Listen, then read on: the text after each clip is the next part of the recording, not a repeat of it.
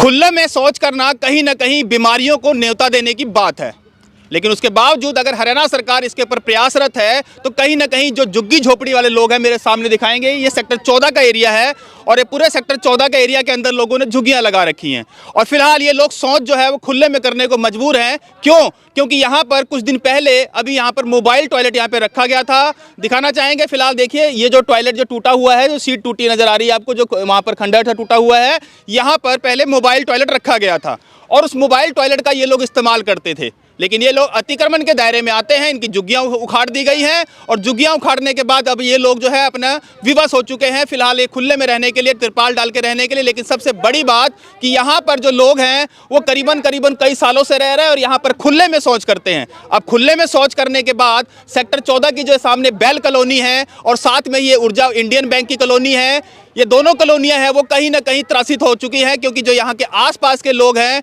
वो खुले में शौच करने को विवश है, जिसका कहीं ना कहीं जो बदबू है, जिसका खामियाजा जो बेल कॉलोनी को भुगतना पड़ रहा है। अब समझिए जो वहाँ के सरकारी मुलाजिम है, सरकारी एम्प्लॉई हैं और बेल कॉलोनी के लोग हैं वो फिलहाल इस तरह की जो दिक्कतों का सामना कर रहे हैं। क्यों? क्योंकि खुले में शौच किया जाता है और उसकी स्मेल से पूरा दिन ये लोग तबाह रहते हैं। लेकिन सबसे बड़ा सवाल यहाँ पर यह उठता है कि जो फिलहाल ये जो लोग हैं यहाँ पर जो खुले में शौच करने के लिए विवश क्यों हैं? क्यों? क्योंकि आपने यहाँ मोबाइल टॉयलेट यहाँ से उठा दिए गए हैं। साहब मोबाइल टॉयलेट आपने उठा दिए हैं, कोई बात नहीं, उठाइए, क्योंकि ये लोग अतिक्रमण के दायरे में आते हैं तो मोबाइल टॉयलेट तो उठाना ही था आपने। लेकिन साहब इनको बसाने वाला कोई काम कर दीजिए, आप इनको बसा दीजिए। और अगर आप बसा नहीं सकते तो जब आपने मोबाइल टॉयलेट उठाया था तो इनको भी उठा दीजिए, इनको कहीं पर कोई व्यवस्था की ताकि जो लोग यहाँ पर स्थानीय जो लोग रह रहे हैं, सरकारी मुलाजिम रह रहे हैं, कोठी में लोग रह रहे हैं, उनको दिक्कत और परेशानियों का सामना ना करना पड़े। लेकिन उसके बावजूद अगर प्रशासन जो है सख्ताई नहीं बरत रहा है तो ये भी सबसे बड़ा सवाल है। फिलहाल मैं इस जो गरीब लोग हैं इनको हटाने की बात मैं नहीं करता क्योंकि लगातार गरीबों की आवाज़ उठाई जाती है हमारे चैनल के माध्यम से।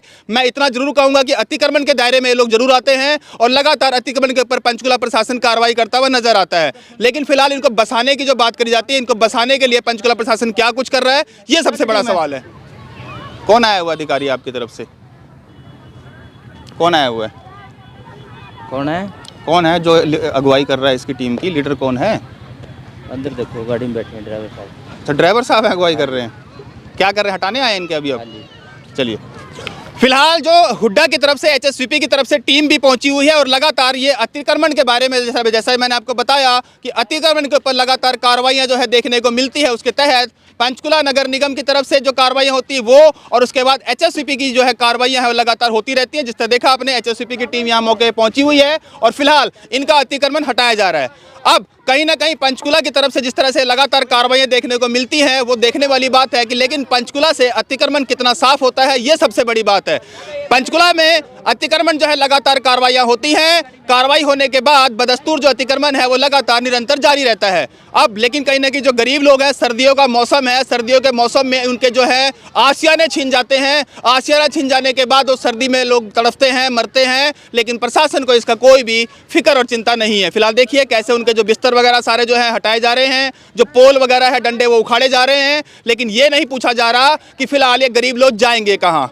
कोई रैन बसेरे में इंतजाम किया जाए? नहीं होगा साहब। कोई और जो सोशल वर्कर्स हैं वो इनकी सहायता करेंगे? नहीं होगा साहब। तो रात को ये लोग जो ठंडी हवा में या फिर ठंडी आसमान के नीचे सोएंगे, ये सबसे बड़ा सवाल है। लेकिन कोई जिम्मेवारी लेगा तो कौन लेगा, ये सबसे बड़ा सवाल है।